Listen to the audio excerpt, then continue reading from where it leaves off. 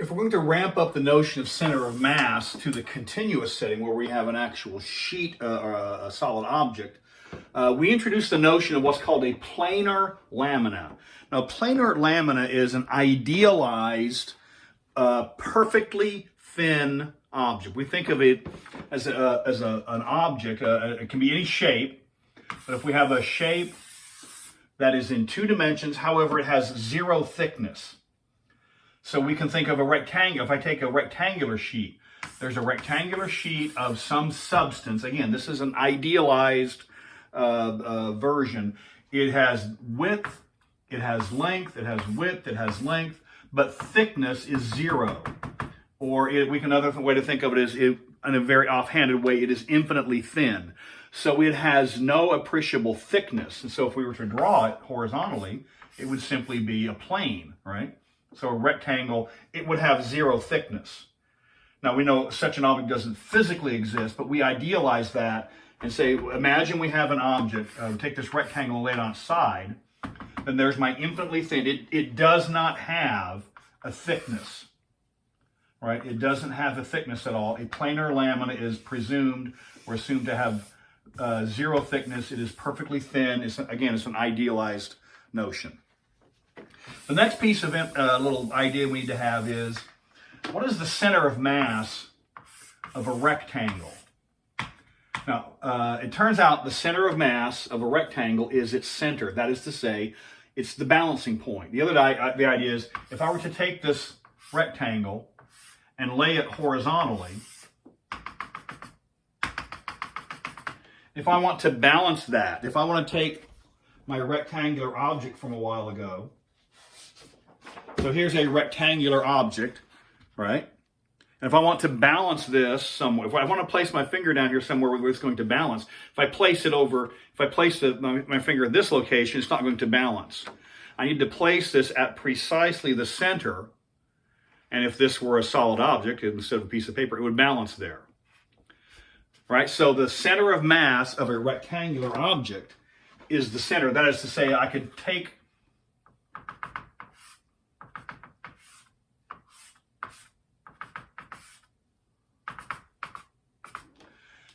balance this at the top of a pyramid. If this were a perfect rectangle, that would be the balancing point. The center of mass of a rectangle is the center of the rectangle. All right, so that's going to come into play for us.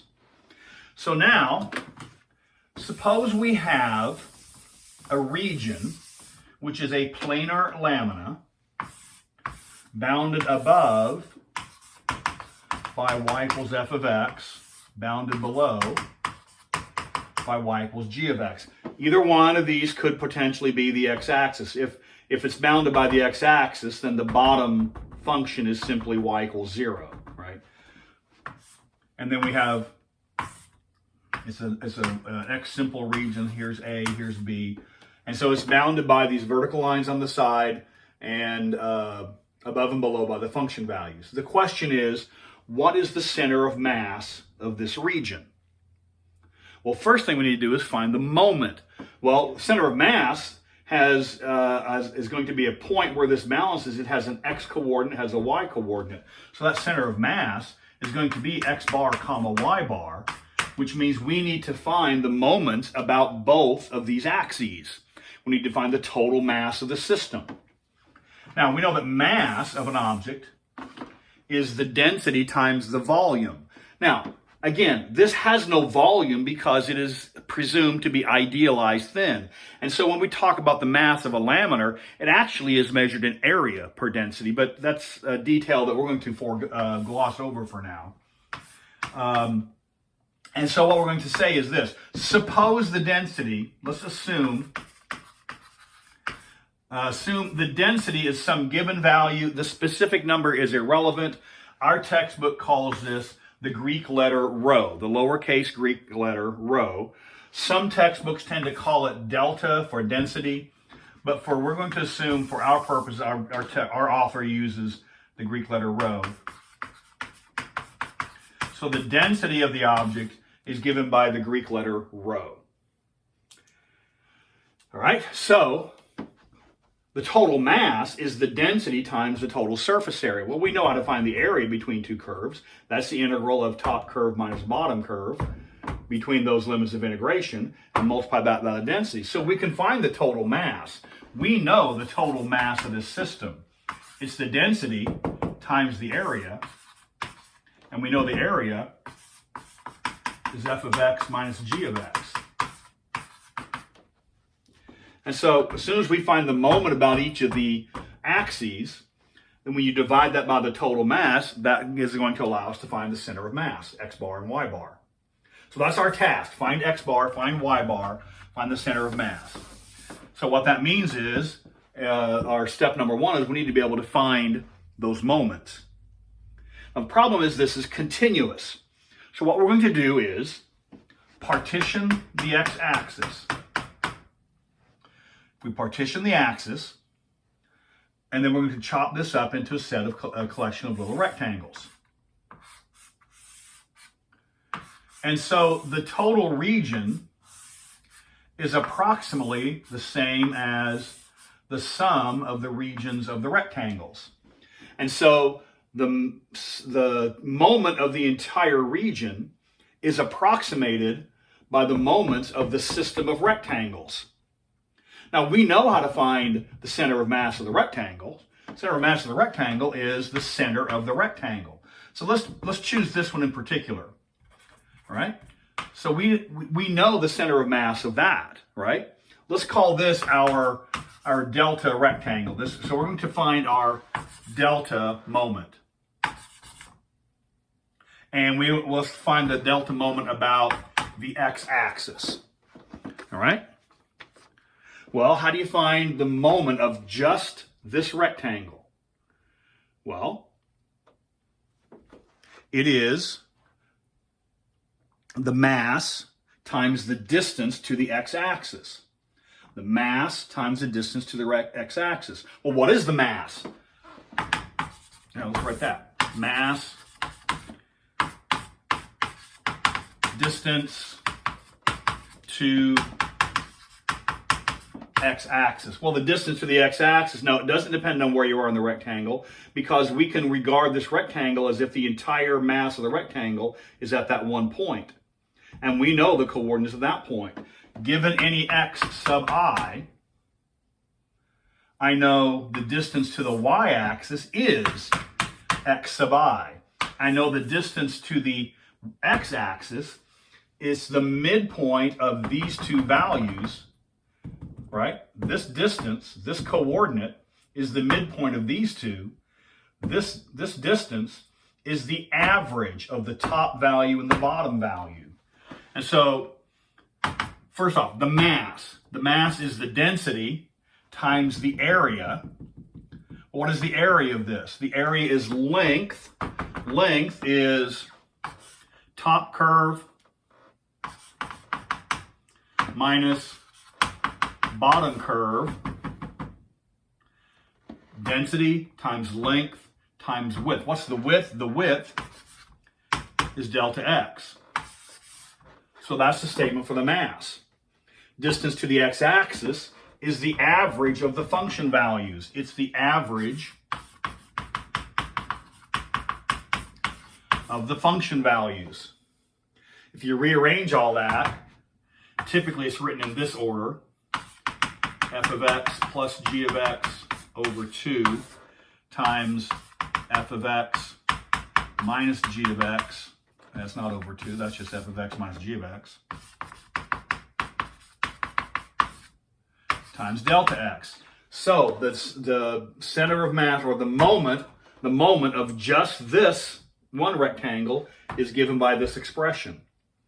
So the total moment, so now what we can say is the total moment about the x-axis is approximately equal to the sum of all those. And now how do we make the approximation better? If we refine the partition, make more rectangles, then these little leftover fiddly bits become smaller and smaller. The error gets less and less. And so we actually define, if we take the limit of that sum, the moment about the x-axis is defined, this is the definition, it's defined to be the limit as n goes to infinity of the sum as I goes from 1 to n of this expression.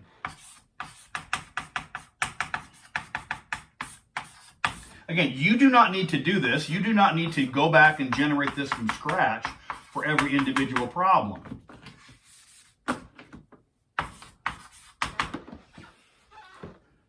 But this is where the structure comes from. And what is the limit of a Riemann sum? The limit of a Riemann sum, and I'll write it here. The limit of a Riemann sum is the definite integral.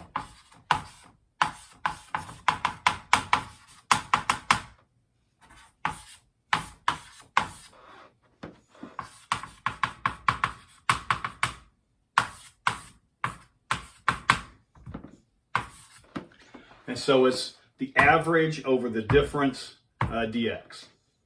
All right? Now, the moment about the y is found, and I'll just sort of give this a quick little hand wave here. Moment about the y is found in an exactly analogous fashion.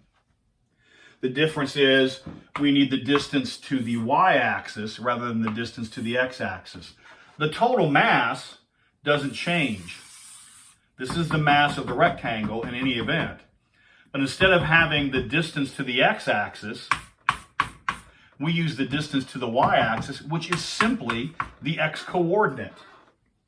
And so when we rearrange this piece is replaced with just x. And then this is exactly the same. This is exactly, or analogous. And so we define the moment about the y-axis in an exactly analogous fashion. And so that integral, when we take the limit of this Riemann sum, is x times the difference.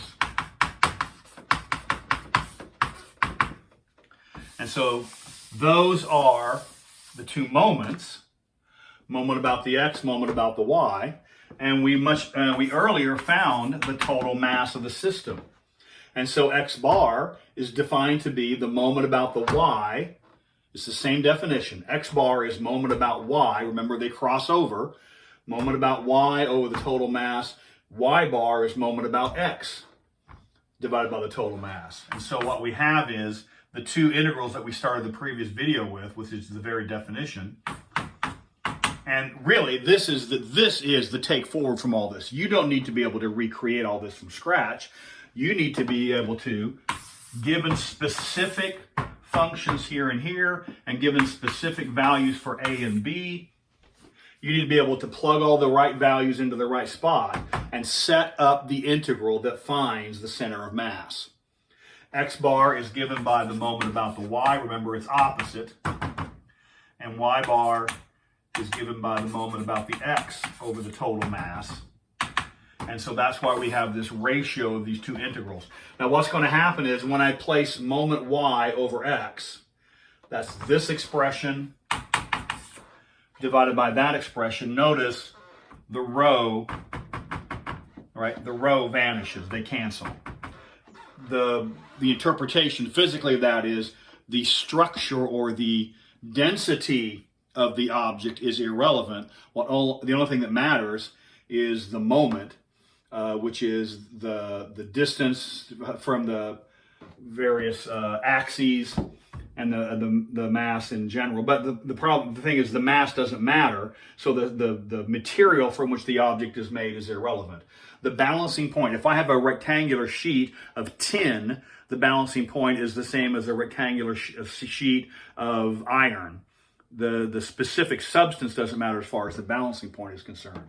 And so we can write this as moment about the y. So this is integral a to b x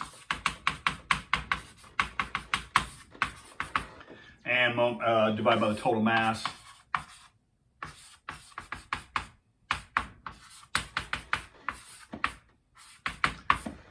The way I remember this as a student is everybody has the subtraction. All these integrals, all the integrals ever have the subtraction. That's the same in all of them. The question is, what is the multiplier function here? And here is for y is the distance to the x-axis, because about x bar is the distance to the x-axis. About y is the distance to the about x is the distance to the y-axis. And so moment about the x is f of x plus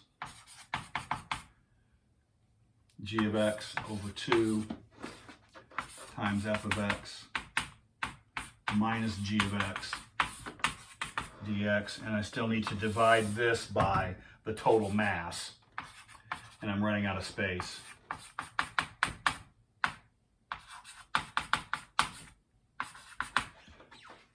But you see what's happening. So that's the takeaway from this, is that x bar is given by moment about y, y bar is given by moment about x.